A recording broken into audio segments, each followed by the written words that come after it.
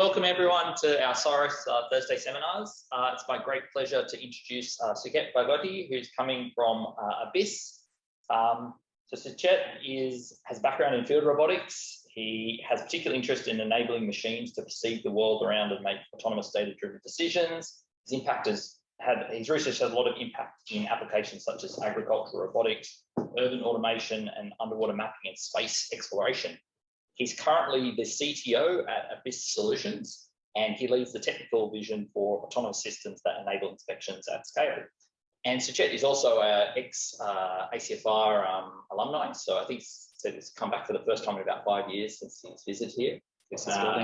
Told him I'd give him the tour around and show him everything that had changed in J04 in the last 5 years, and the tour lasted about a second, and that was it. So.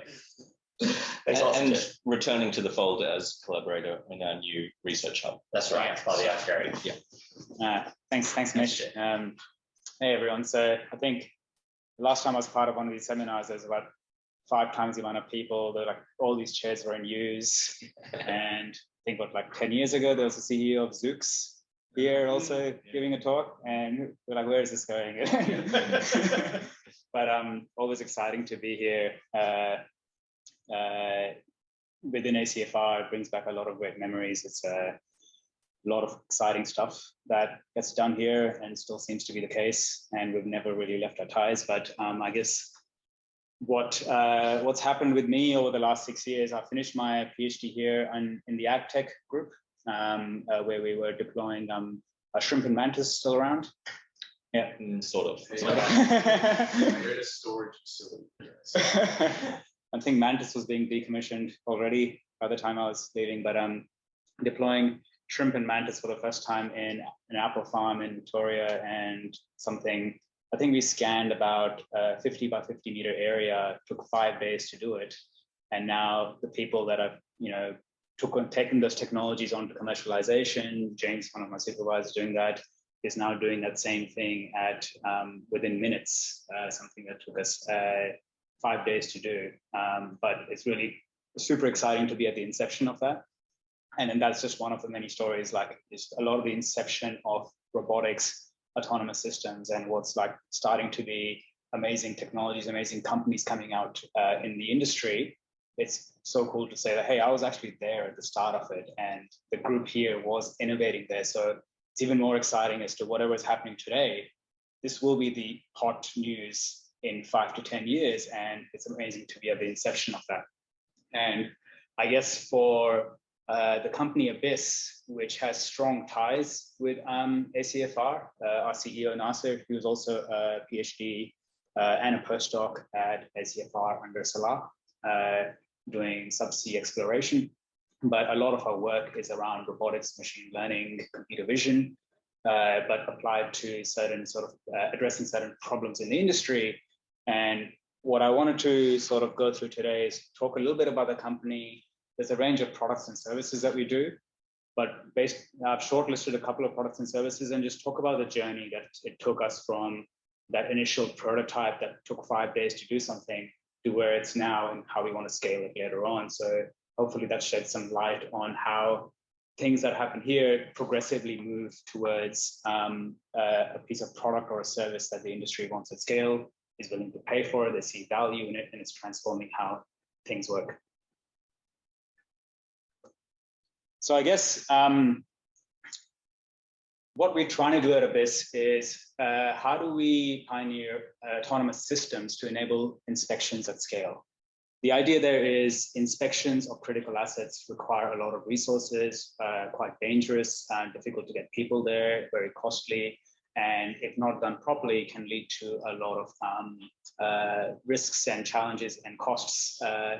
And a lot of these infrastructure is providing us valuable resources, whether that is the energy sector, the ag sector, the water infrastructure sector. Inspections are an inherent place across all these verticals. And there are commonalities in how remote systems can actually perceive these environments at scale and actually give us insights in an industry which is traditionally people walking around with a notepad and pen and trying to understand what's happening out there. And that's still largely prevalent across the industry in practice, in operations. while R&D is still like 20 years ahead, in practice, the industry is not in that stage. And there are multiple reasons as to why that is. So as various operations in the industry scale, but at the same time as technology becomes more available, 20, 30 years ago, IoT systems start coming out. Now more remote sensing systems are coming out. New robotic systems like the Spot or underwater vehicles are becoming more and more accessible. It is now starting to be more possible to start to inspect these assets at scale. And therefore, as you start to inspect the assets at scale, you can start to do accurate assessments of the assets at scale, and ultimately lead to a decision-making around what we can do around this asset today that will reduce the amount of risk, that will reduce the amount of people that I need to send there, and ultimately reduce the probability of a failure. As an example, in one of the industries in the energy sector, they have a 5-year campaign. Every year, every month, there's people walking around covering 20% of an asset the size of a building, because that's all they can do. And that's all the time they have to do. And every year they look at 20% and then say, this is okay, this is okay, this is not okay, all subjective. And then they go back the next year, look at the next 20%, next 20%, next 20%. All of this is done based on physics models as to like which part here might be more risky. Now, the same thing can apply for ag tech. People are walking around farms looking out for weeds, but this can often be based on heuristics as to like, okay, I'm going to place a sampling system out here and look at that, or place a sampling system there. And the same applies for subsea, especially in marine ecology, where over the last 10 years, it's really seen transition to how do we go from a sampling-based method, which is quite sparse, to a comprehensive mapping method. But with the advances of the ability to capture this data, actually, and there's companies being formed around the ability to capture this data, there's actually a lot more room to do as to what you can do with this data and close that loop as well in order to actually deliver insights which were otherwise never available before. And I'll give some examples of what this means. So over the last 5 years, ABIS has identified a range of industries and field problems out there that are heavily manned in the ways that they tackle inspection and remediation and maintenance. And it's calendar-based decision-making based on some engineering models that have been there for many, many decades.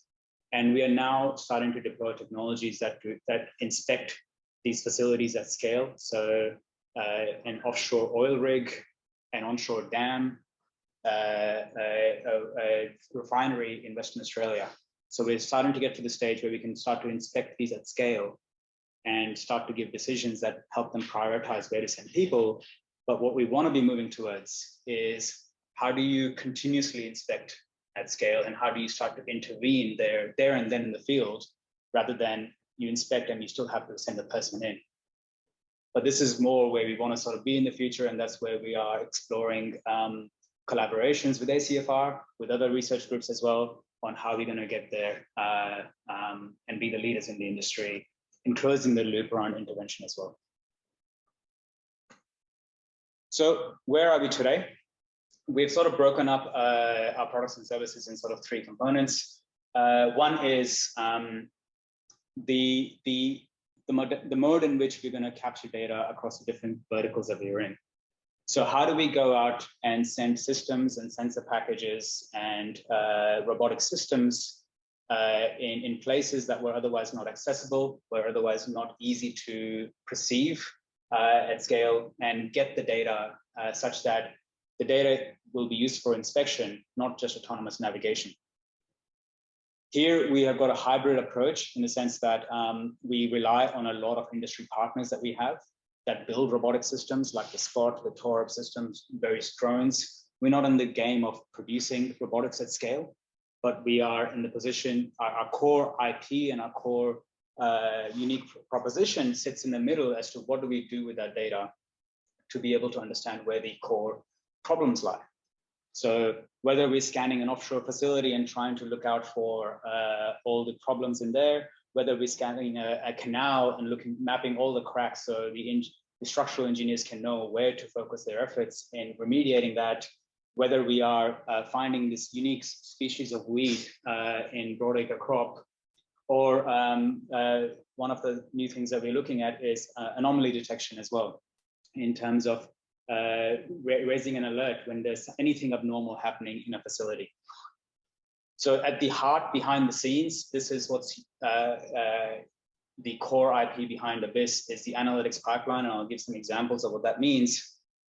But none of this really makes sense until we do the last part, which is tying this back into how can the industry use this new mode of analytics to actually change their workflow. And some of the learnings that we've had is, as people coming from a technology background, Abyss was founded on a technology background, and that was one of our biggest gaps, in the sense that, okay, great, we got all this information, we got all these insights, what do we do about it? I remember about 4 years ago, we scanned a tunnel, a road tunnel in Cross City Tunnel. So what they do traditionally is they close the tunnel every quarter, and they take a forklift, and there's someone with a flashlight. They look up and they look at all the problems and they make a note. This happens every quarter.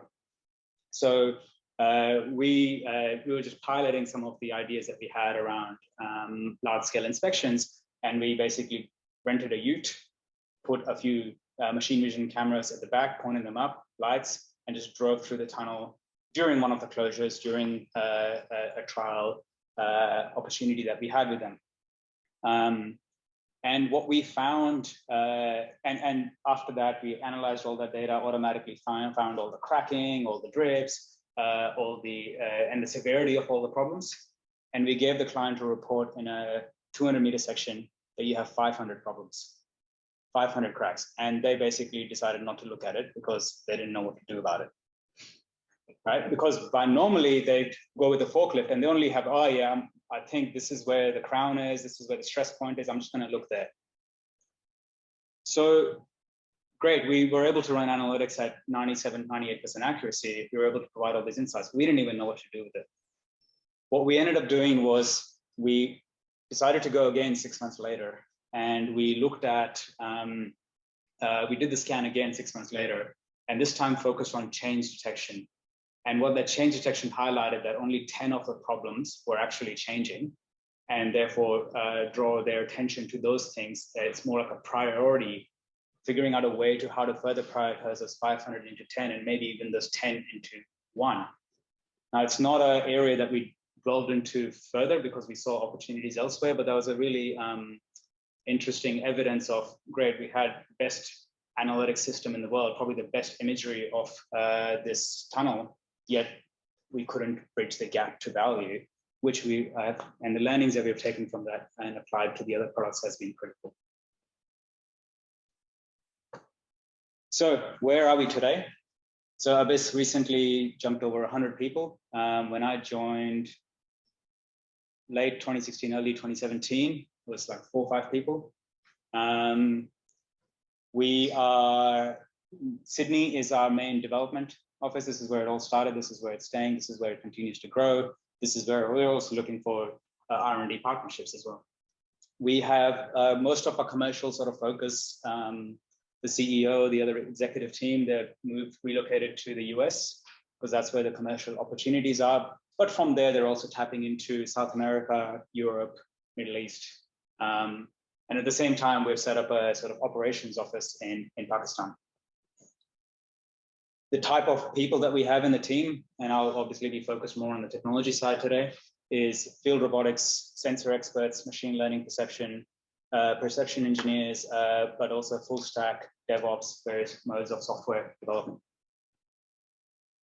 But beyond technology, or even people that started as heavy in technology as to where they've moved on to within the company since then, is more towards, as we become, as a company, become more product focused, gone towards product management, product ownership, more towards commercialization, or we also sort of call tech sales, even in operations. So if you have 50 different clients engaged at the same time, and there's a lot of uncertainty in how the technology will deliver to those clients, you really need the technical expertise within operations as well to manage client communications.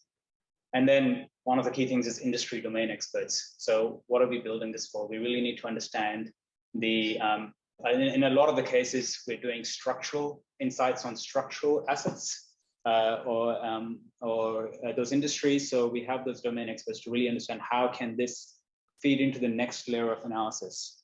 So in one case, how can one of the 3D models that we create feed into FEA to look at stress analysis, which we don't do, but we know this is where that information will go into. Collectively, there's a fair bit of ACFR blood in Abyss. There's 7 people right now actively there, and about 6 ex-Abyssians that have come and gone between ACFR and Abyss. And really, these type of skill sets have been key to help us grow where we are today. And that growth, the amazing thing has been we've seen about 2x revenue growth over the last 4 or 5 years, every single year. And that's a balance, one of the balances that we're striking within the business in terms of how aggressively do we seek external investment versus how much do we focus on current revenue, and it's a balance there. We like to be more towards the current revenue balance, so we know we have a ground to stand on rather than be misled in terms of which industry we want to be going into. So Abyss internally has a range of products and services, some at a very mature stage, some at a very trial stage, POC stage. We often start off with technology concepts. There's a percentage of the business that says that is always open to listen to new problems when it's aligned with our vision about inspections at scale. And what that part of the business is looking at, okay, where do the new problems lie, and what is the minimum amount of work that we need to do? Perhaps it's a paper exercise, perhaps it's a marketing exercise, perhaps it's a 2-month-long project or a 1-month-long project to understand more about this area. But then beyond that, as we start to get traction there, we do proof of concepts. That leads to the design of a minimum viable product, where we try to deliver an entire set of insights that we know will start to make a difference to the industry within that scope. And if that does make that difference, and there's actually dollar realizations there in terms of the value provided, that starts to move towards scaling that piece of product. So what I'm going to sort of focus on today is 3 products that are at various stages of their maturity, and talk about how we sort of got there and where we're sort of hoping to take them next as well. So the first one is Lantern Eye, which is sort of where Abyss all started. And this is, we built a Subsea camera that initially the idea was this camera is going to allow us to see further, clearer, and allow asset owners that have any Subsea components to get a better understanding about the health of those components, because this is one of the, it was one of those domains that was least accessed. It's often accessed by divers, or if you go further down, it's these clunky ROVs, and it's really difficult to understand what is happening down there. And that resulted in very, very high costs to interpret the health of these components underwater, or something was completely ignored and led to a disaster and huge remediation and maintenance costs. So here's just a video of us in the west coast of Africa. For those that you may know, Flash, I think he's the one who was out there, sent to an oil rig, taking this new camera and scanning it. And our objective was to create precision sort of measurements of these assets. And these models were then going to feed into these structural engineers on the client side, who are going to do FEA analysis and try to start to compare that year after year. And based on their understanding of the material properties and the function of this piece of component, they would estimate the end of life remaining, which will allow them to make sure that they can use this component for as long as possible in a safe manner, without either turning up and saying, oh, it's broken, that's hundreds of millions of dollars of damage, or replacing it too early. So the journey to where the Lantern Eye is and where it was and where it's moving to is being quite different every year on year at Abyss. It really started off by us noticing a challenge in the industry that a lot of the subsea assets were very difficult to perceive, and the conventional inspection technologies were either too costly, it is too costly to send divers down, and yet at the same time not comprehensive enough. So we started to simply do a service-based model. We created a new camera system. It's mainly around the right electronics and subsystems inside, the right lighting systems, and the right data collection methodology to be able to get the images in a controlled manner. So at the very least, you can start to do a lot more post-processing than what you might do with the cameras that were already out there in the market, which are typically like the CCTV style cameras. Lots of compression happening there. So we approached this market in a very service-led model, where we were actually, we put it all in an underwater vehicle, ROV, and we the business development side started to go out and say, okay, which asset owners, bridges, canals, tunnels, dams is experiencing challenges and experiencing problems, and where can we provide these insights to help them better manage their assets? We did some amazing work with this. We've done some of the ports in Melbourne. We have scanned parts of the Hoover Dam. We've done work for the Coast Guard in the US, and we've done work in dams in the UK. So we started to do this, but and it's still carrying on, and it's still providing value. But then we started to look at how are we going to scale this further, because each time it required an operations team to be mobilized from Sydney, and Sydney is sort of in one corner of the world. So while the business started to look at how it's going to scale operations and actually embedding operational teams elsewhere in the world, we were also on the outlook for where we're starting to capture this value in the inshore market.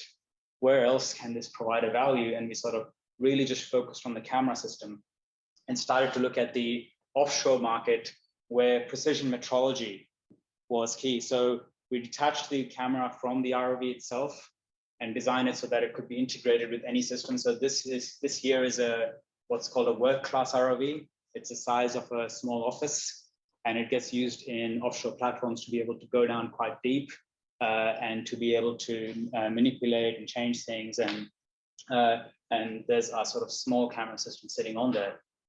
So what we started to do with this, okay, we're going to focus on precision metrology, because that's one of the things that the industry was doing.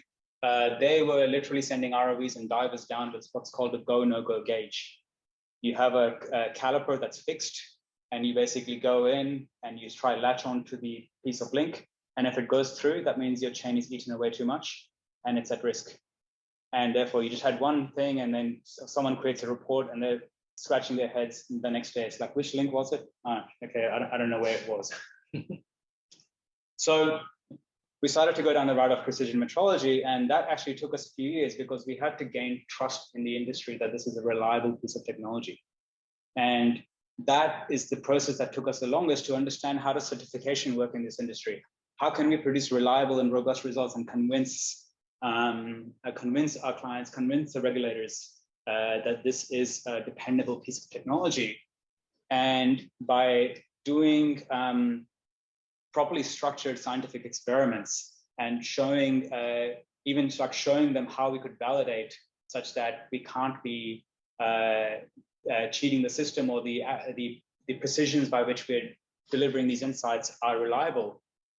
We went through that journey with the clients and with the regulators to be the first company out there to be granted what's called an ABS certification that says that this mode of sensing technology is now reliable for scanning these systems. Very quickly, we started to look at how we can also start to broaden the use cases. The same assets that go underwater also have what's called a splash zone area. This is the same people manage those things, and splash zone turns out is actually harder than underwater, because you can't fly drones there, you can't take a boat there. They actually prefer to use people and ropes. That is today, right? So either you wait for the industry to change and allow the use of drones, or you figure out how you can provide value today by people using it. So where we're trying to take this next. So right now the system is now the preferred inspection technology by a range of our clients. And it is being used around the world. The system goes out, we have an operations team that takes the system out, and they collect data. The type of work that we're investing in now and to make this move forward is one, first of all, how do we build software and systems such that we know we can guarantee coverage rather than rely on people's knowledge on how coverage works? Because at the same time, we want to completely let go of us using the system. We want to simply just give the system, like partner up with a hardware manufacturer. They can make this at scale. Because the core of our value is in the final models that we provide, not in the actual camera itself. So how do we make guarantees in the field? Because if you leave the field without the data, that's hundreds of thousands of dollars of cost, because it's very difficult to get people out there and back. So in that process, how can we deliver reports there and then in the field? So if you want to do more data collection there and then. And then we do metrology right now, but there's other modes of analysis that are now being asked for by the clients, because they see what's capable by inspections at scale from using the underwater system. So that's the camera system. Now, something that is not as mature in its sort of commercialization stage, but still sort of brings together a lot of our core concepts around machine learning, robotics, and computer vision is Platypus. So what Platypus is a autonomous surface vessel for inspection, once again, of hard to sort of reach assets. At the end of the day, it's a sensing suite on a surface vessel with multiple modalities. And the system is put together in different configurations depending on what the actual requirement in the field is. So how that started off, we were doing some subsea inspections for one of the industry bodies in Newcastle. And this is ROV inspections, and they talked to us about that there's a tunnel, this tunnel here up about 2 hours from here that needs to be inspected. And the only other way to inspect it is you drain it and you walk people in it. Now, the challenge about draining it is, it's, first of all, it stops the water supply, and the challenge about walking people in it, you need access to confined spaces, but also it was starting to have a habitat of microbats, which they did not want to disturb. Yet they needed to make structural analysis in terms of, do they need to make reinforcements here because they built some roads above. So this was once again that small percentage of the business that decided, okay, this is a very fascinating test for our vision around inspections at scale. And we built, we basically duct taped and cable tied and built things together. I don't know if people that know Jackson, who's here as well. Built things, went to Bunnings, bought a whole bunch of floatable things, had all the electronics sitting in a toolbox, because the purpose was on the machine, the purpose was the insights. And we sent the system into the tunnel, fingers crossed, there's no comms in there. And it came out the other side, and we were just all sort of jumping for joy. And at the end of the day, we were able to fully image the crown of this tunnel and then use various analytics approaches to be able to look at the distribution of those microbat colonies. And I think we revisited this site about 5 other times because I wanted to see how they changed over time. But how does that, so at the same time, as this was happening, so there's an example of the Platypus going into a tunnel. It's got about 6 cameras, 3 above, 3 below, the sonar system underneath, the LiDAR system, lights, and the likes of that. And one of the assessments that it does is a structural analysis of the tunnels here. So as we started to deploy this across various clients, we actually had a call from the city of Edinburgh, Scotland, to be able to inspect one of the aqueducts that provides about 60% of the water supply. Traditionally, they do this once every 5 to 10 years, and they completely shut off that water supply and spend many, many millions of dollars sending 50 to 100 to plus people in there with specialized certifications to look in and simply look at where the cracking is, where the problems are, because they need to do these assessments before they build any roads above it. So we developed a system. We further enhanced the system to be able to go in there and autonomously navigate this tunnel, which in its entirety was about 35 kilometers. To be able to go in there and take a full 360 scan, to be able to analyze the image data, the sonar data, the LiDAR data, to find where all the problems are, and be able to map them from like a Google Earth style view. And then that then goes on to the engineers to say, okay, what do I want to do with this information? So that's sort of going in there. Once again, another place where communications are completely, as soon as it turns the first corner, there's no more comms with it until you hope for it to come out on the other side. But the core sort of thought processes here with Platypus were more, not so much about the hardware, again, not so much about the vessel itself, but about what data do we need in challenging environments to provide the insights that create actions. And the same sort of sensor packs are now being used in, as an example of marine terminals. So a collection of images, LiDAR system being deployed on a very different style of platform, and going out there to inspect areas where they're not allowed to send boats in this area in case you bump against anything. So typically they send divers in who float above water to have a look at what's happening.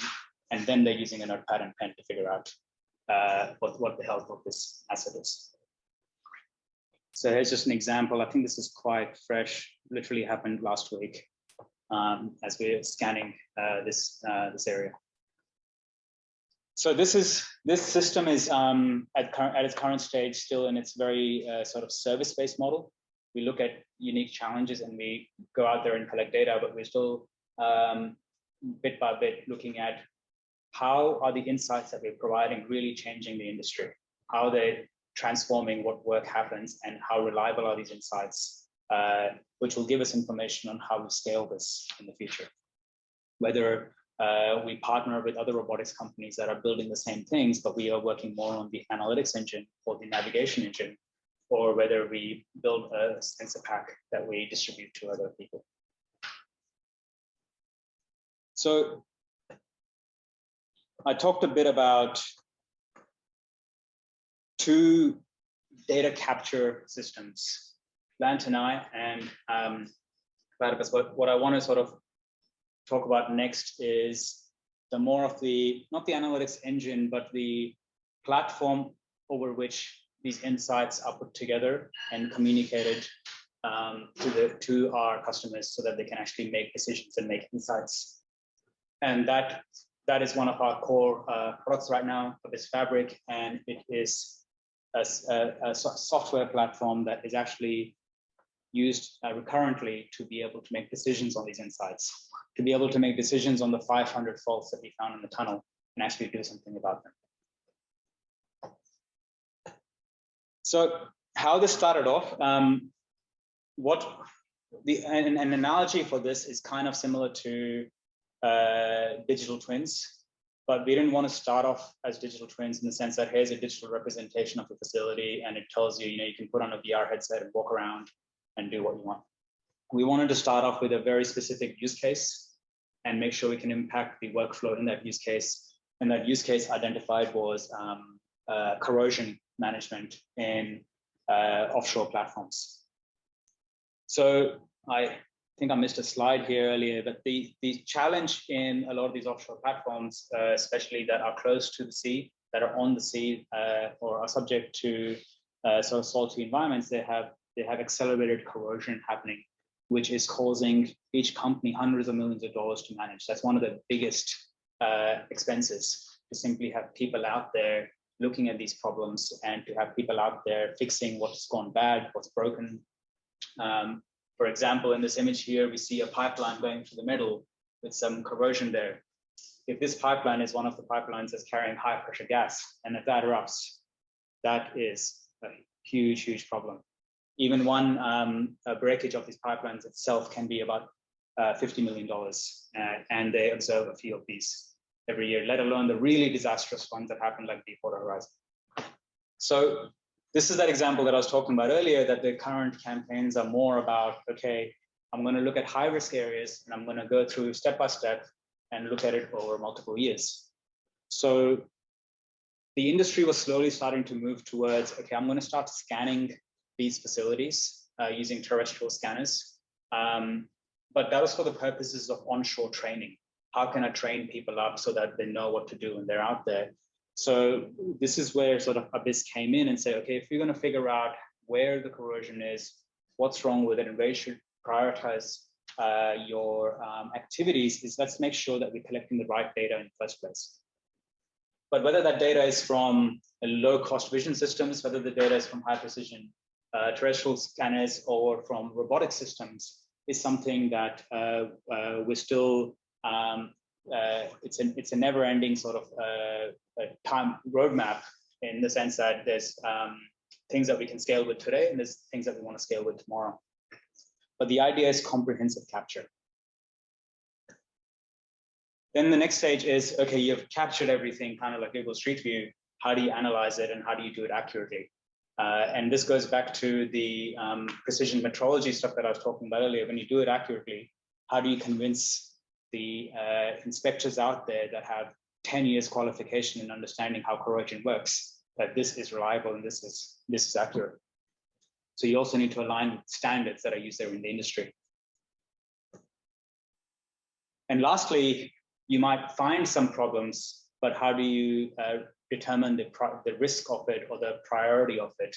And that's through contextualization. So if I'm looking at something, what am I looking at? What are its properties? And how do I embed that with the actual observation to find a net understanding of where, what is the likelihood of failure on this piece of equipment?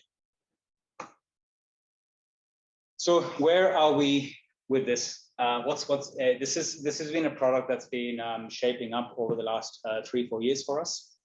Really started off by some of the core developments that we had done in the image processing pipelines, in Subsea, in the other assets, in the sense that when we first started to come across the challenges around corrosion, the first year or so was spent in making sure we can convince the clients, convince the inspecting bodies that using visual analytic systems that we can reliably detect, segment, classify the severity of these anomalies using certain quality of visual data that could also be verified.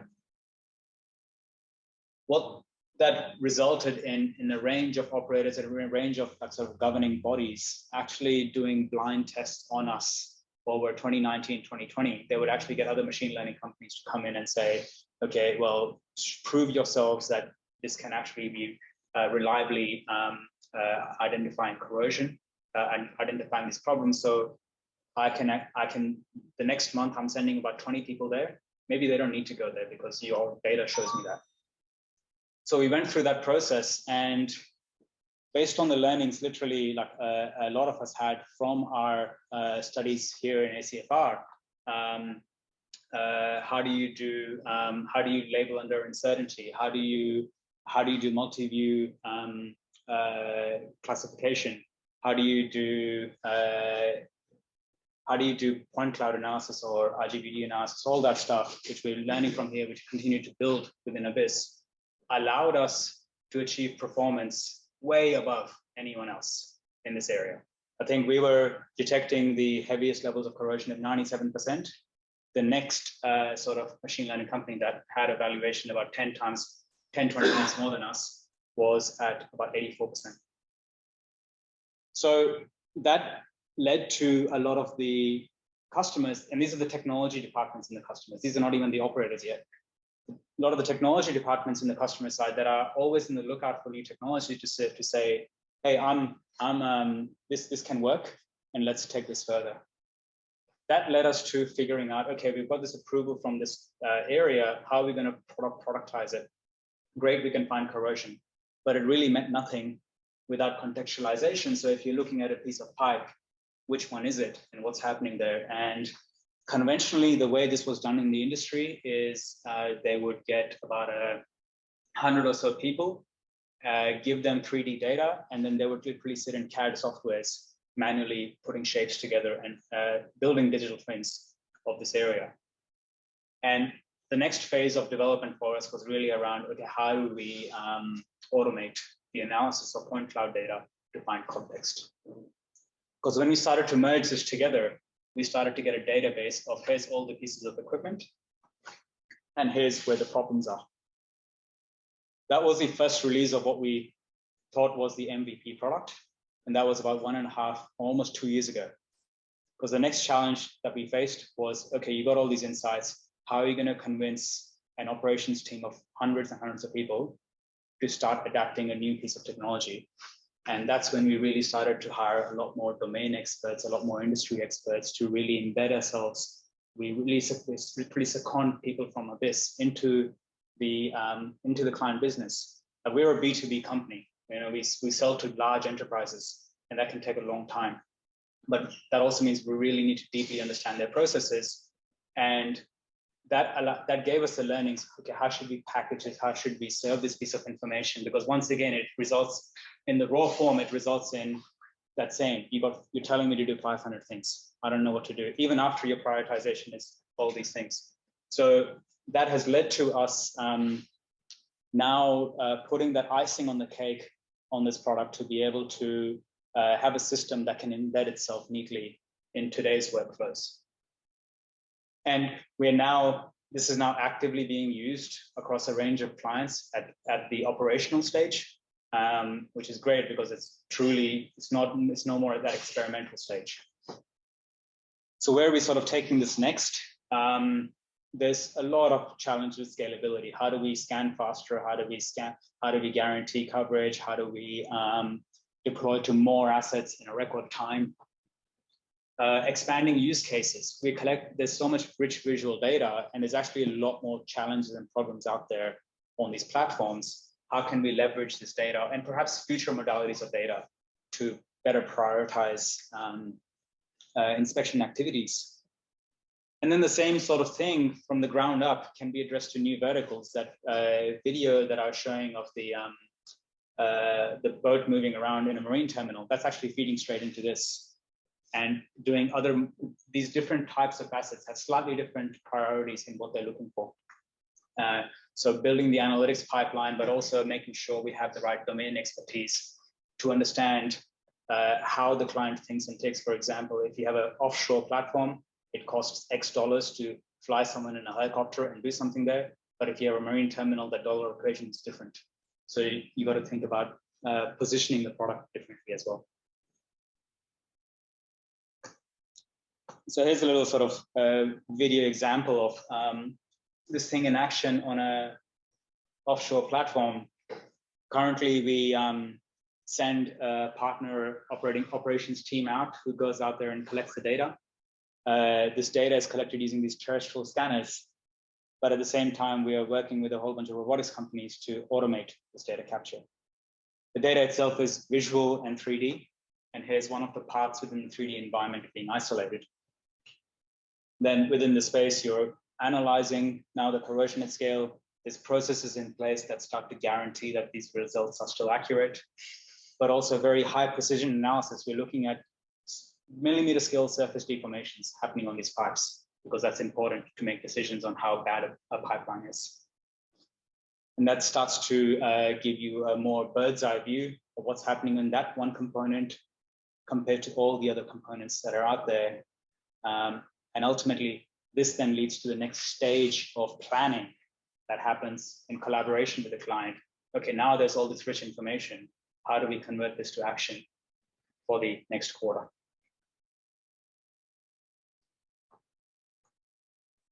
So I guess where Abyss is now in different products and different services. It's starting to gain a lot of traction with value itself, not just a technology demonstration. So a range of products are now operationally scaling, but this is just the start of the scaling factor. You know, some of the unit metrics we use, okay, we are delivering about 10 to 20 assets a year. How do we make that 200? How do we make that 500? How do we make that 1,000? What are going to be the barriers to getting us there? So the considerations that are there, obviously a whole bunch of marketing, commercialization, all those considerations there, which I'm not going into here. But one is this really shift in the business over the last 2-3 years to be way more product focused. Yeah, technology has been our strength, but how do we actually put that icing on the cake, or what seems like icing on the cake, but it's actually a lot of work to understand how, what is that tool, that system that the customer will be using that doesn't just show them insights, but actually shows them actions or allows them to make actions. But underneath the hood, in order to make it scale, the key sort of innovation internally will lie in how do we scale, how do we facilitate scaling data capture? And this is in an environment where so many companies are doing crazy innovations in data capture. So we don't want to reinvent the wheel. So finding the right partnerships and finding the right teams out there to co-deploy with to scale data capture. But the unique factor that we build in, we know we're capturing data capture. We're doing the data capture for a purpose of inspection, not for navigation. So how do we inform that process? But at the end of the day, how can we mine more from the data such that it actually can plug in the inspection activities for the client? Some of the challenges can be if you automate 50% of the process and the client says, well, I'm still going to have to send the people out anyway, I still need to have the helicopter flight, then the value significantly drops. But it's an exciting time because definitely over the COVID years, it's been more important for our customers to do this remotely, and that's actually been a good thing in the sense that there's more adaptation, that people are ready to adapt these technologies because this costs a lot more to have people out there. But yeah, that sort of takes me to the end. I don't have a hiring slide.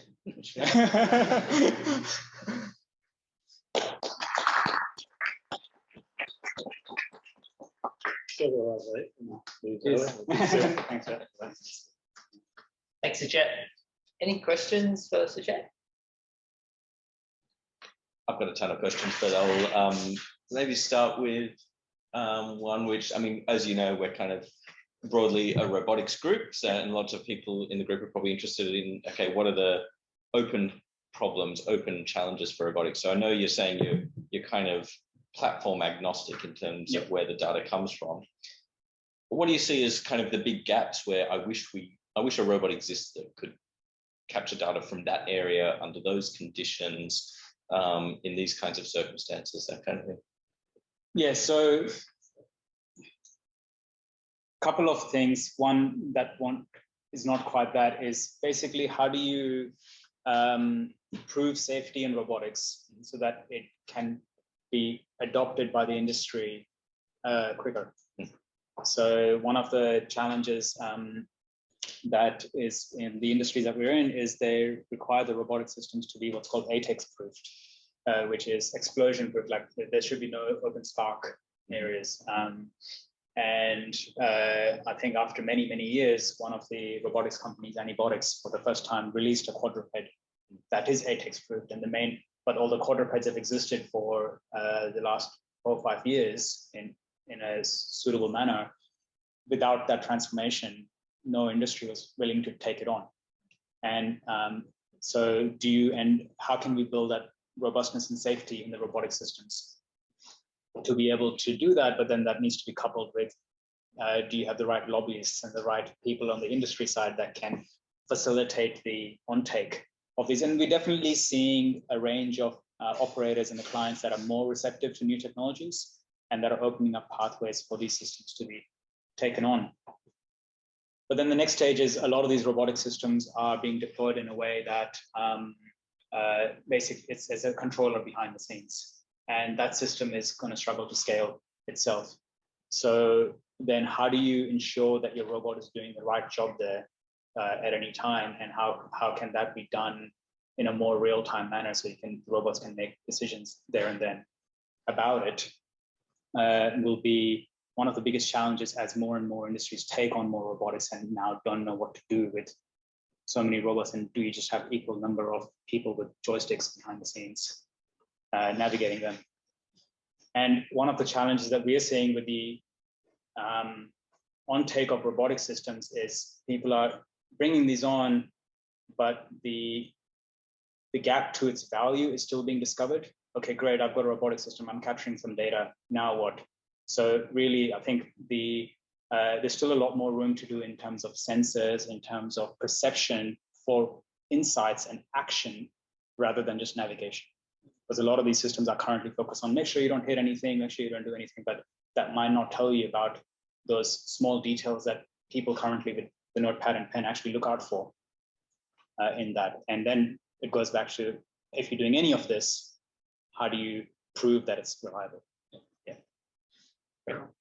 Sorry, I've got a little segue on the back of that actually. Like that sort of theme came up a bunch in your talk about sort of like that that sort of valley in between where the technology has arrived and how it can be delivered to the partner.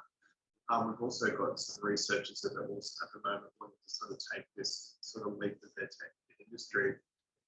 Can you maybe talk a little bit about how you guys have managed that, that gap? Because obviously everything's also get paid and like have a roof over their heads and everything. And I can imagine there's time between where the technology is and the uptake when you've got a partner. Do you mean in terms of like augmenting jobs, or you mean? So, like for instance, like when the example you used with the tunnel, again, you had 500, you identified 500 faults in the tunnel, right? And neither of you really knew how to manage that or what to do with it. How, as a company, are you able to like sustain that transition of coming at that discovery, delivering a product, and what advice do you have for people wanting to do that themselves? So part of that solution for us has been to make sure we have the right subject matter experts and domain experts within the company to help guide that gap, in the sense that if you almost like, do you have a structural engineer that can actually sit themselves as if they were the client and say, okay, if you gave me this information, now my conventional ways of processing this, I need to rethink even from a structural engineering perspective, how I absorb this information. So you have the right expertise so that you deeply understand that client workflow, so that when you make a suggestion to evolve that, it is completely in their language and in how they sort of structure it. So, for example, with the tunnel work, it's really understanding, okay, what sort of FEA analysis or what are you going to be doing? Because maybe I need to focus on a higher precision system there, whereas I had purely focused on a navigation system earlier. Or next time I go inspect, it's more about change. Although the information on change was never available. What we've struggled with is if we just give a lot of information to the client, they don't have much time to figure out how else they can use it. So we almost need to bridge that gap. And that's where we've now sort of hired corrosion experts, structural engineering experts within the team, and part of different panels and different groups, industry groups that are nothing to do with robotics, but more about the domain itself. To then make sure we talk that language and make sure we appreciate the field challenges there. So making it digestible for non-experts.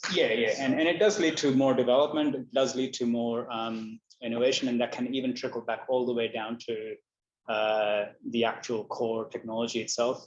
For example, if customer A wants things classified in 3 modes, customer B wants it in 10 modes, we've got to understand a lot more as to the why. Not so much to question and debunk it, but more so maybe there's other ways to get there, or they don't look at our products and say, oh, that's not applicable. Awesome. Question up there. Yeah, thanks, Roger. Apologies also for coming late. I'm doing warning myself for that. But, thank you, Roger. It's very interesting.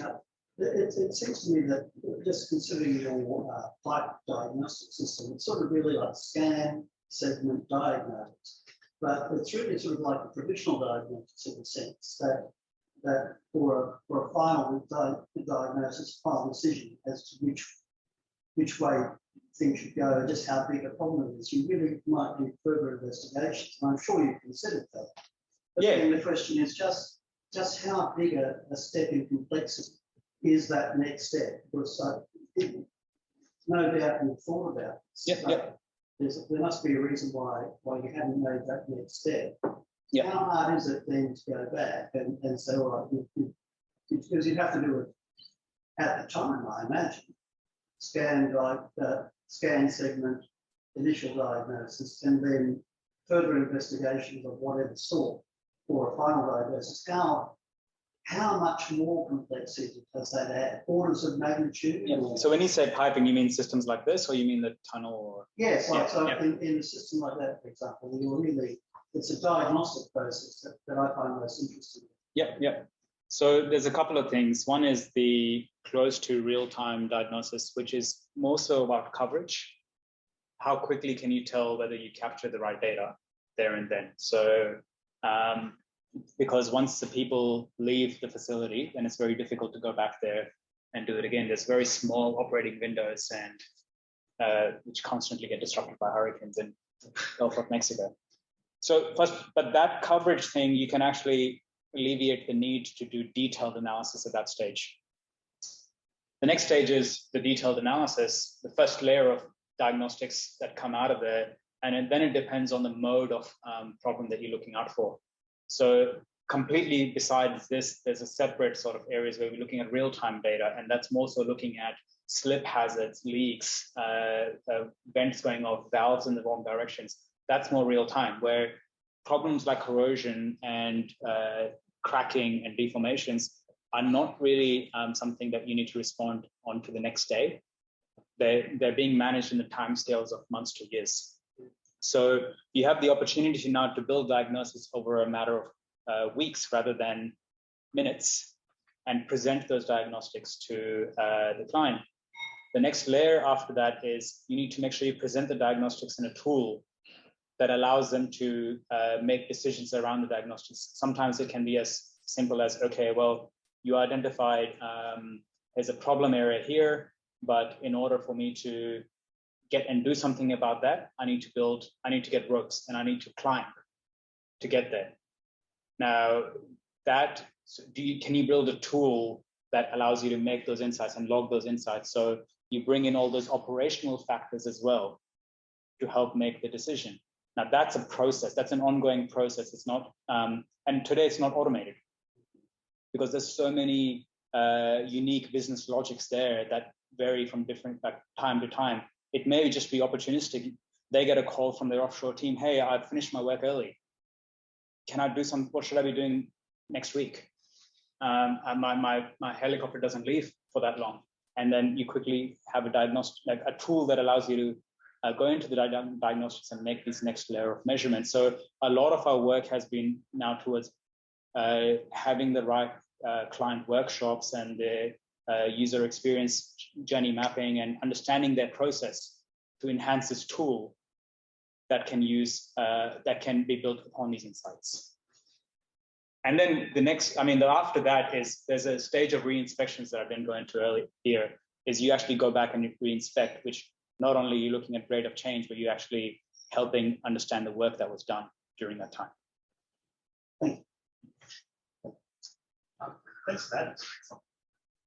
The semantic tables that you're applying to your corrosion patches. Yep. Is that a very big time expenditure on your part? Is that an area of research that you're trying to address? Because it takes a lot of time and effort to samples and label and training work. Absolutely. So considerations there are: how do you deal with noisy labels? How do you model uncertainty, and what do you do in those areas? How do you deal with clashing sort of if you got different viewpoints looking at clashing observations, how do you merge that together? That's one layer of challenges. The other layer of challenges basically, okay, you did what you needed to do, you got it out for one asset. What do you do in the next one? How can you guarantee it'll work again? What measures can you have in place so that immediately your system is raising an alarm? Hey, whoa, I need to be retrained.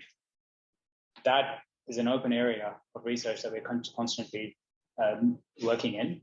And also, I mean, behind the scenes, there's a lot more opportunity right now to not just use RGB, but the depth as well. That gets used to some extent now, but there's definitely a lot more ideas sort of floating there. Inspirational stuff. For the 17 people online and the folks in the audience here who maybe have ambitions of building their own startup, yeah, maybe they're finishing a PhD soon or a postdoc, some technology they think could make it. What advice do you have for someone with those ambitions? But looking back at where you were when it was early days, what did you wish you knew? Yeah. What I really valued, I think, during my time here is to get involved in more systems projects, because I feel like if I was, and it is a clash, because there was this requirement to do theoretical research and make things novel versus actual systems testing and being out there in the field. But I think for me, that was one of the most valuable things, because you actually see your small component interact with everything else, which should actually change how your small component is designed. So, but I'm not sure how it is now, but that's one of the things that was beautiful about ACFR before, that it gave everyone that opportunity to not just be in their corner of theoretical research. But apart from that, from a commercialization perspective, to me, the university and Sydney's offering a lot of opportunities in range of incubate programs that allow you to think more from a commercial setting, from a business setting. And that those are the sort of skill sets that I didn't have here, that you sort of learn on the fly in the field. And that's what the founders learned during those incubators. Not only are those teaching you skills, they're opening up your network in those areas, and that actually tell you where the customer, how do you actually talk to customers and where do you see value. But one of the key things for us has been, as soon as you deliver something and someone says this is interesting, you should really follow up on how interesting was it for them in the long run. Because often we get, okay, great, there might be a particular business unit that had this idea to innovate. They opened up multi-million-dollar worth of funding. Great, this is within industry, and the next year the entire program's finished. You did great work, but it still didn't go anywhere. So how do you make sure you follow up with the value afterwards as well, and actually get that number from the industry saying, hey, I gave you this, what was the dollar impact? And sometimes they won't even know how to calculate it, so you got to help them get it. So key insights there, thank you. Given that we've gone for 2:06 now, I'd just like to thank Suchet again for coming on.